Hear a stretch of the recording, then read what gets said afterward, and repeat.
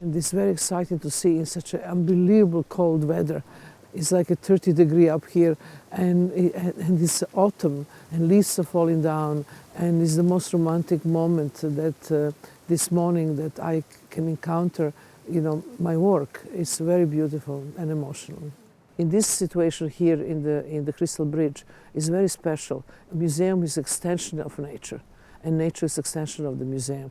So somehow it's a kind of in-between territory. This is why these objects for me, they're okay here.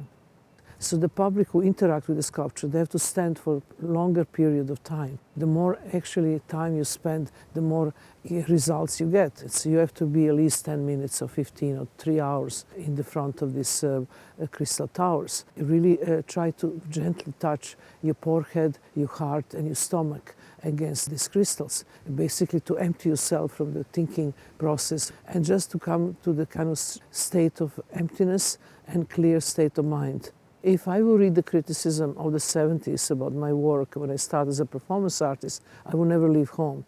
I have to really follow my intuition and my heart. And the art always had the controversy and always have the different opinions. So you should always see that sometimes when it's a big controversy, maybe this is actually something which is important and only the society is not ready to accept it at that moment, but the next generation will.